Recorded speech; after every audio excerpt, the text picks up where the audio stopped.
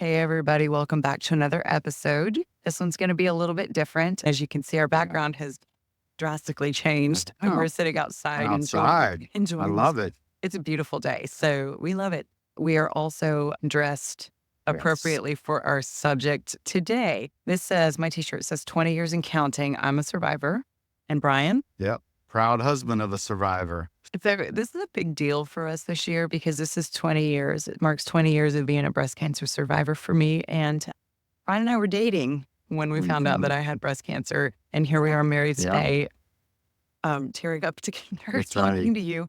We are not scripted. We have nothing in front of us other than something that we're going to show you in just a few minutes. But we really just want to talk to you and maybe give you some encouragement of ways to help each other when you find yourself in a place where one of you, your spouse, you or your spouse is just drastically ill, facing something that is just insurmountable. You think you're never going to get through it.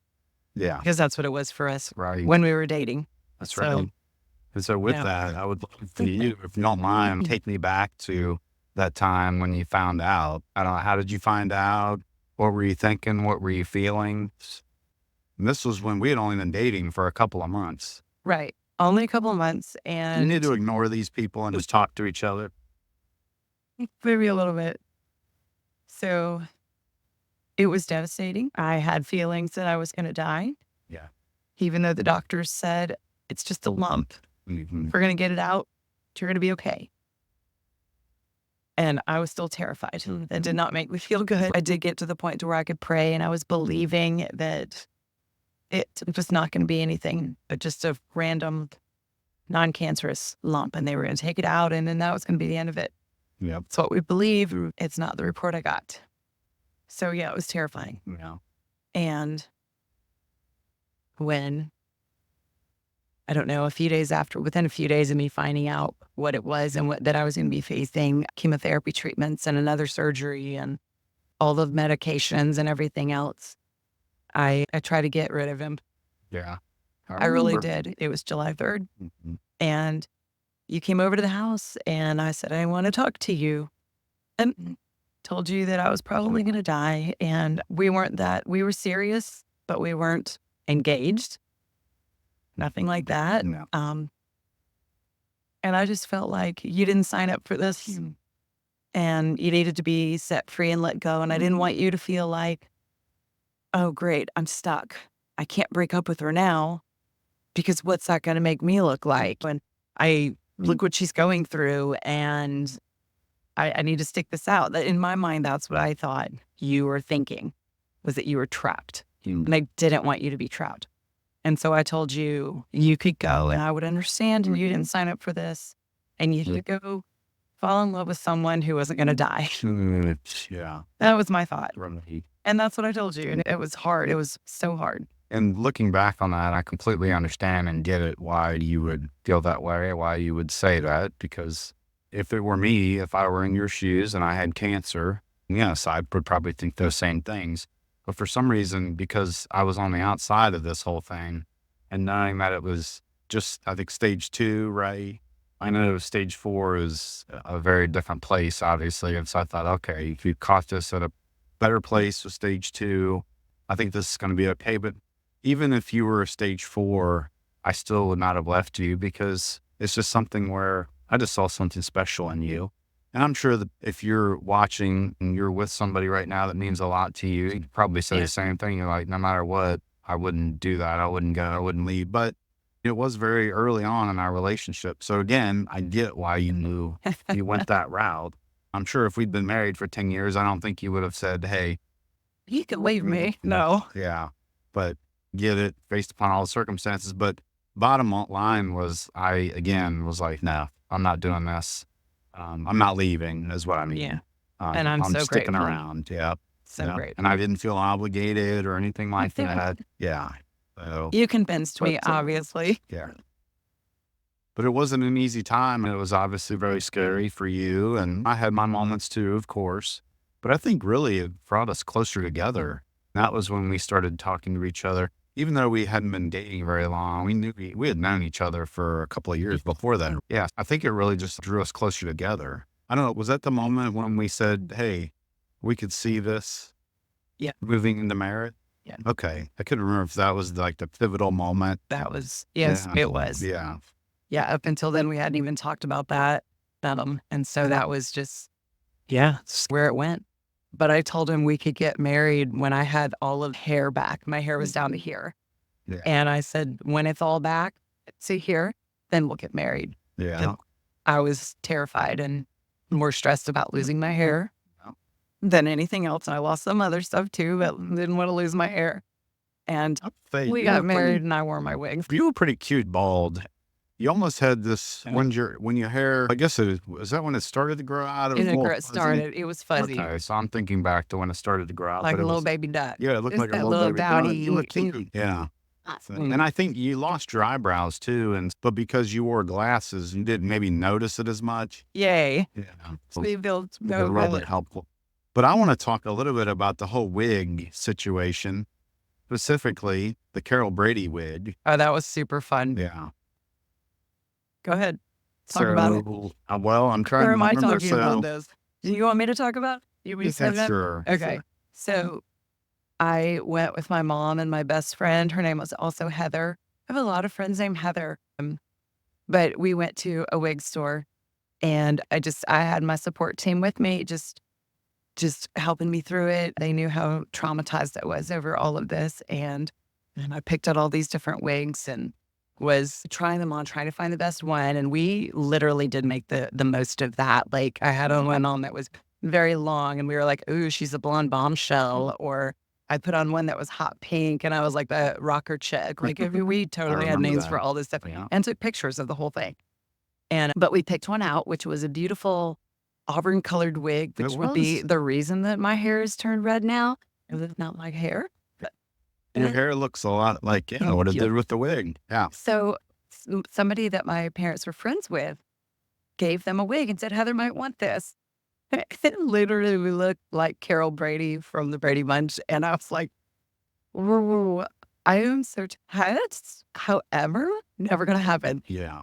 So I decided to have fun with this because I figured if anyone has to go through something so traumatic, then that means that gives me the right to torture anyone else. And so I did this to two people, to Brian and to my sister Stephanie. I put on the little short wig and came out with tears in my eyes, playing it up. And Heather was even there to help with this. And if she's watching, I hope you remember this. It's like one of the best memories ever. She went out there first to say, Brian, she's really traumatized over this. Want you to be supportive. This is really hard. I mean, she set it up good. And she did. And I was in the back bedroom just laughing to myself, thinking, okay, get serious, because we're trying to play it off. This is the wig I bought, and this is all they had. And so I come down the hallway, and I'm just like, and Brian, what went through your mind? So I don't think I said a word. I was just processing in my mind, silently sitting there, and I saw you come in, and I'm not kidding. My very first thought was, we can eat analyze. We're not going to be going out a lot because I don't know that I would take you out with this wig, but of course I would have gotten used to it. I would have figured out a way, but man, it was like, this is not you. This is not your style. This is not good. Again, we'll just... And we had him convinced. We had him convinced the wig store had nothing but that. There's nothing available for a wig other than this in a variety of colors. So then I went back down the hallway and to dry my tears, and then I put the real one on, and then came out, and he was like, So I had a good time poking fun at him, and I actually did the same thing to my sister, who in her mind, her first thought was, okay, I am going to go back home. She'd flown into town. She's, I'm going to go back home, and me and my friends, we're going to take a collection, and we're going to find her a wig because I know they make them better than that. So I had a good time teasing her too. That was the wig. That was a pretty big part in the memories of those days. So I still have both of them, in a closet. And somewhere. I guess, I don't know, when I think about that, the part of the point is, like, even if you have a situation that's pretty dire or pretty serious, hopefully you can have these fun moments of just being a little silly. And yes, because that's, I did. Life can be hard enough as it is. So if you can find ways to, like, I guess, poke fun at the situation or find the happiness in the situation, how can you lighten the mood of that situation? I think that does a lot for your own heart and for everyone else, because people want to help you. They don't know how. They feel awkward around you. Are they going to hurt your feelings? Are they going to say something they shouldn't? Are they going to, they mean, everybody means well, they really do. But in that moment, when you're going through that, it doesn't feel like they mean, it's just, And so I just learned to laugh at myself before anyone else could. Yeah. And Yeah. Speaking of how you can help somebody, I recently heard, I think it was a preacher said this. He said, the more dire the situation is, the less you should talk. And it's just like just being there for somebody. It's probably in those moments when you were just at your lowest, you were really sad. Yeah. I'm sure, like you said, like a hug probably goes a lot longer way than like somebody giving you a lecture on, here's the 8 foods you need to start eating in order to make It did this not matter to better. me. Or it really doesn't. Because at I that couldn't point. eat. I It guess didn't now matter. that we're talking about this, I had a question for you. I don't know if you can think about it. What were some of did anything stand out as far as anything anybody did for you, like friends or family or coworkers or Everything. Like I had so many incredible moments. Just my mom going with me to almost every doctor's appointment. You came with me to a few of those. My friends and family coming with me to sit with me in the hospital for chemo treatments, driving me to the hospital, being okay with the fact that I vomited in their car. I remember you told me that. My mom and another They friend. didn't blink an eye. They were like, it's fine, okay. no problem. But yeah, there was a friend who gave me a couple of books to read, and she said, I know you're not ready now, but when you're ready, you will have them. And I appreciated Cindy saying that so much because she understood I wasn't ready and it was okay, but she wanted me to have it when I was. There were some books that people gave me that just helped so much. And so when I was ready, I read them. Like, here's some resources for you. Don't worry about it right now, but at the proper time, Yeah. pull it out. I had the time, Payless shoe store. Do y'all remember that one? Payless, if you bought a pair of shoes or spent a certain amount of money, I don't know what it was, they would give you or donate a little pin like this, with a little shoe on it. And I love this one because I love shoes. But I want to say that my sister actually got this one for me. And I have tons of pins like that. I had people just delivering things to me, donating money to me because I wasn't working, and just checking on me all the time, giving me cards. I still have all of it. It's a good time to. Yeah. Okay. I'm sure what we have. Yeah. This is her keepsake box of just This is a keepsake. Everything that went on during that period. Lots of cards, lots of letters. Yeah, there's something specific. I had one. Can I pull out the one that I? Yeah, hang on a second, because I just wanted to further answer your question. So my best friend Heather, she started making a scrapbook for me. Look at this thing. It's filled. Look at that. Look at that good stuff. So she just started a little bit with some little decorations in there and some pictures. And I'm not going to bore you with all of these things, but it was just the words that she wrote in there. And just a sweet little memory keepsake about our friendship, what she means to me, what I mean to her, and just, a little bit of our history. And this is us at the wig shop. That's that little hairnet thing. But yeah, so we started, I just continued. No, she glued down all these pictures of all the wigs. And then I just continued it from there with everyone else trying on my wigs, pictures of that, and gluing down all the pictures of me wearing all of my hats and I had a nurse give me a hat. I had friends give me hats. I had some that I purchased and things like that. But just, I have this and I can look through it, and I've got a picture of me with one of my nurses named Mary, picture of me, my first chemo treatment. Truly feeling like, I don't know, just dreading it. I do want to put that one up too. That was my very first one, August 26, 2004. And you can see it written all over my face as I'm looking at the medicine going into my body. Just the feelings. The upset and the feelings fear. there. Yeah. And then I'll show you another picture. No, yeah, that's probably my favorite picture right there. Yeah. Me rubbing on your bald head, saying it's going to be all right. That was you terrifying. thinking it's not going to be all right. And being terrified, is he still going to love me with no hair on my head? I did, because you were pretty. You've had several people tell you but you are cute, bald headed. And I I had will people say sign too, my head. Remember that? yeah, Y'all signed to the top of yeah. my head. I actually Good. had considered and contemplating shaving my head, but I struggle with psoriasis, which is a dry skin disorder, and I had it on my scalp, and maybe I was a little self-conscious, which maybe I shouldn't have been, but at least the thought was there. But but we could have been a cute little bald couple together, I I want you suppose. to do that, babe. Yeah. Yes. But it was always very encouraging and sweet to me. Speaking of shaving my head, I see the being outside, you have to deal with a little bit of the wind, although it's not really that windy. You're looking good, babe. Okay. You're looking good, dude. So when I mentioned like poking fun at yourself, one of the things when you go through chemo is you get chemo brain and you do experience some memory loss or you forget things all the time. And so I made a list of 10 or 20 things that I learned during chemo. And a lot of that really was poking fun at myself. Like Mhm. I now know what it's like to be a guy taking a shower. You're in, you're out. That's it. No hair to do. No, like getting Right. ready in the morning is like super fast. Roll out of bed, out the Yeah. door you go.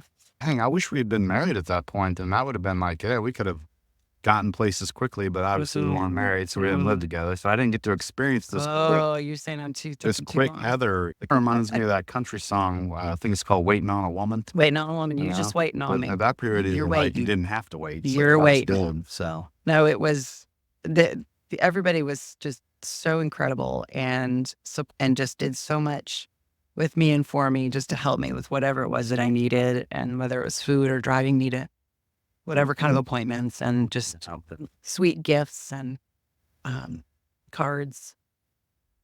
Excuse me. Yeah. it does for you. Lots of shit. I guess when things like that happen, it really shows you who your friends are and just lots of good people in the world. And even though you're going through this rough time, hopefully it helped you see the good. And I was just thinking about remember the whole party, The what? the hat party? Yes. It was Yeah. Chemo's history party. Oh, that's right. The Chemo's history party. Yeah. So when you make it through something like that, you need to throw a party. Go ahead and take that moment. Be selfish because you're not selfish, but in that moment and celebrate what you have come through, especially together as a couple. Celebrate what you've come through. That is huge. That's huge. And yeah, Yeah. I think It's all about marking the periods of your life, bad and ugly, yes, so to yes, speak. yeah. Wearing these T-shirts today or Yeah. wearing this necklace right here. You know, see this sweet little thing? Oh my gosh. Okay. So here's the story about that. We were at like a arts and crafts show and I think I can't remember if we were married or still engaged at that point. I don't remember exactly, but Kendra was with us. So she's 8, maybe 9 years old. And we're looking at the jewelry because we're girls. This is what we do. And she sees that. She said, "Look, Heather, isn't that pretty?" And I said, "Oh my gosh, I love that." She said, "I'm going to give you that for Christmas." I said, "Oh, sweetie, you don't have to do that." She went running up to Brian and she said, Dad, can I have Yeah. 20 bucks? And Yeah. he's, what? And she did. She literally wrapped it and put it under the tree. And I wear it and love it. And I love that story. I love that it was from her. Yeah. It was so thoughtful in that moment of her to even think of that. And I loved it. I was just thinking, did you have something else I you was wanted going to to say. say? And then for Christmas, Brian pulled that little rabbit out of the hat right there. Yeah, that's my Chemo's history ring. Yeah. Yeah. So yeah, Good so memories. again, just more things that you have that you can remember this time by. Yes. And even though it was a horrible, awful time, then you look back on it and I don't know if you feel this way, but it's wow. Like God carried me through that. That was a time of He your did. life where he carried you through. He did. Speaking of that, was there any type of like verse or passage or story or moment in church that stood out to you, that helped you just stay strong? Probably putting you on the spot. There is none. And that See, we're not scripted here, so was 20 years ago. 21. yeah. No, 20. What am I saying? See, it's chemo brain. I know the plans that I have for you has always been a special one to your Jeremiah 29:11, I believe. Yes. And I feel like I cannot pinpoint like one particular Bible verse that helped me, but I know that people gave me verses and people prayed for me all the time. And Spiritual word. community. Yeah. Yes. Or Yes. spiritual community. Yes. Yeah. And that's so important. You have to have it. I don't know if you don't have God, you make it through something that's traumatic. Yeah. I don't get it. Right. And I know some people, when they experience something like this, they probably get angry at God. And did you have a period where you were angry at him? Yeah, I was upset. I was just like, how could this happen? Like, there's no history in the family. How did this Right. happen? Again, why would God let this happen to me? But I will say, a few years prior, I had gone through a really rough separation, divorce, restraining order, and all that stuff. How could God let that happen to me? I learned a lot in that to not really question God in that way. I can ask him why. He doesn't have to give me the answer. Okay.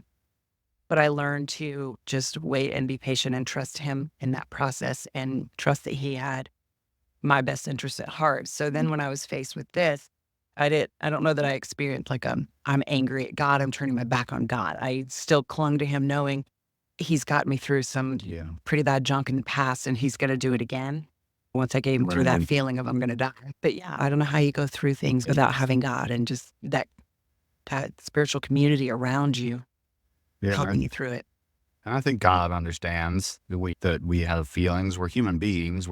I think he's okay that we get angry and maybe we start to question. And ultimately, he still wants us to believe and have faith that he has our best interest at heart. But you can have those little moments of, God, what's going on here? What are you doing? But that's all about having a relationship with somebody. You know? Sometimes there's ups and downs to it. But it sounds like ultimately you really carried that foundation of your belief in him and knowing that he loved you and cared about you and that he was going to carry you through this thing. And he did, ultimately.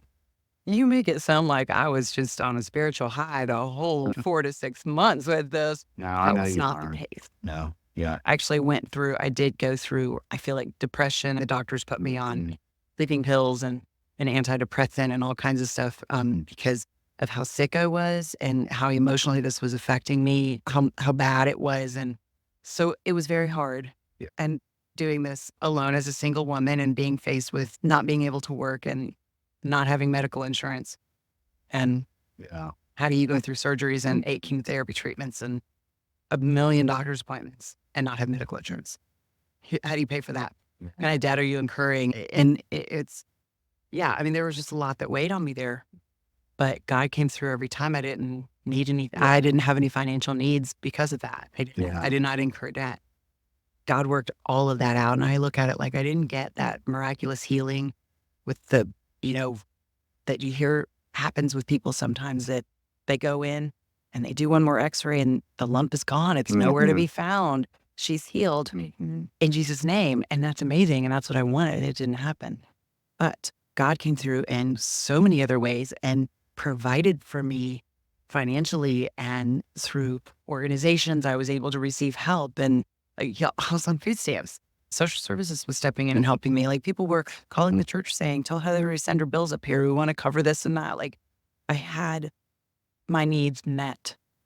And to me, what I saw... It's pretty amazing, pretty special. Yeah, what I saw was like God performing all of these other little miracles that carried me through. Even through the emotional ups and downs of it all, on my good days, I was like, let's go out. Let's do something. I was calling you, I was calling Heather. I was like, we went to Busch Gardens before my treatment started. Just have one last good hoorah. And then when we were done, we went back. And we had one more last hoorah at the beginning of the hoorah for life. And just celebrating in those good moments is so important. And the funny thing about the Busch Gardens, I don't know if you remember this, we were on a roller coaster. And I think you took your wig off because... I wasn't wearing the wig, I was wearing a hat. They made me take my hat off because we were going upside down. Because, it was going to fall off. But you know how when you go through the roller coaster, at some point, there's a camera that'll flash a picture. And I think you saw it. You were like, absolutely not. No one is purchasing that. Do not purchase it. Heather Sorensen. Do not pass go. Don't pay $200. You're not buying it. And of course, yes, she did. And that's okay. But yeah, it was a pretty cool picture, and you're just like hanging on for dear life. Yeah. And she's got a big smile on her face. Not because they took my picture, but because I was having so much fun on the ride. But I literally titled this page "A Day of Celebration," and it was 6 days after my last chemo treatment. But there you go. Look at that. Look at that. Look at that fun. Yeah. So Heather, the girl in the picture, she's, I'm buying it. I'm like, no, you're not. I am really glad she did, because what a special thing. Yeah. And hopefully you're okay here that we're doing this a little old school. Heather's doing a little show and tell, putting the pictures up there, but that's just the way we are. We're the pretty simple people, but we're just enjoying this. I love doing this out here. I think we need to do more of these. So, I think we might do that. yeah. What else? Anything else? You've pulled out a few things there. What Well, did you want I to wanted to mention? talk a little bit about maybe just on my end, just being the person that's kind of on the Yes, other you end are of the things. supporter. It's not easy because, a lot of times you don't really know what to say, what to do, how much should I help? And I think you made a good point. There were some times where I maybe didn't know exactly what to say, so I would just offer you a hug. Just give you like a big squeeze thing, or put my hand on your head. And your love language is words of affirmation. Yeah. You were always telling me how you saw my eyes were that much more beautiful because I didn't have hair. And hopefully encouraging you that it's going to be okay, but not doing it in a way that is just, oh, it's going to be fine. That's not going to be a problem. Don't worry about it. It's no big deal. Yeah, this is a big deal. But at the same time, recognizing it's a big deal, but also knowing that, hey, we're going to get through this. We're going to figure this out. And we do understand that all of us at some point go to meet the Lord. We don't know when that's going to happen, but just to hopefully have faith and continue to pray that this is all going to work out. And hopefully I was the person that you needed in that moment. You were. You showed me who you were. Yeah. You did. Oh, thank you. I think that I said there was no wind, and all of a sudden the wind started to kick up a little bit. I think that God used all of that to show me your character, which I needed that. I needed that. Yeah.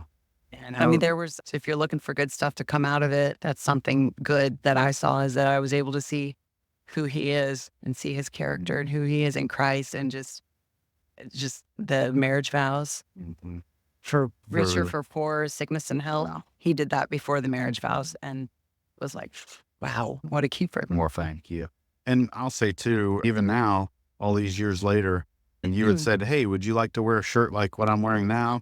And I'm I don't want to keep saying simple. I don't feel like I'm simple, but You're not simple-minded. Right. I don't care. I don't need to stand out. I don't need to be the center of attention. And a shirt like this could probably make me feel that way. But I said, you know what? That doesn't matter. This is fun. This is awesome. This is a way to celebrate. This is a way to remember. This is a way for you and I to bond. Look at this. We're both wearing these shirts and wearing them around all day, running errands today. And since we've gotten them, we've worn them probably, you've worn it 4 or 5 times at least. I've worn mine maybe 3 times on things we've done together. Yeah. It's special. I don't know. Just finding special things that you can do for the person that's ill, and giving that hug, and just even saying, tell me what it is that you need right now. And maybe the person says, I don't know, but at least offer that. Tell me what you need right now. Do you want me just to sit with you and be silent? And okay, let's do that. Yeah. I think things like that. Just listening to you. Yeah. What do you need? What's best for you right now? Like you said, whether, I'm sick tonight and I just need some chicken soup. Okay. Or, hey, I want to get out and go to Busch Gardens and have some fun and not think about this. Okay. Yeah. Or again, I just need a hug, or whatever it might be. Yeah. I think the person that, if you're on the other end of this, I think really it's listening and asking. Absolutely. And so, but I think that this might be a good place, you think, to wrap up. So we've covered a lot of different areas, and we've got all kinds of other things we could share, but stories. We'll probably just go ahead and wrap it up. This has been fun. I'm so glad that we did this outside. We've never done an episode outside like this, and I think it just commemorates like how special what happened and how much it came through means to us. It was a lot. This is a huge deal. Yeah. And just make sure to go to lovehowdeep.com. You'll see what we've got to offer there. All kinds of great marriage resources, lots of free things. We've got an online course on forgiveness. We have a marriage conference. We have a podcast. Well, that's obviously what you're listening to. We just started a YouTube channel, which this video will be on. So go to lovehowdeep.com and check that out. Follow us on Facebook, and we are on Instagram, although we just don't we thought to start it, and then we just don't get things put up there. No, it's okay.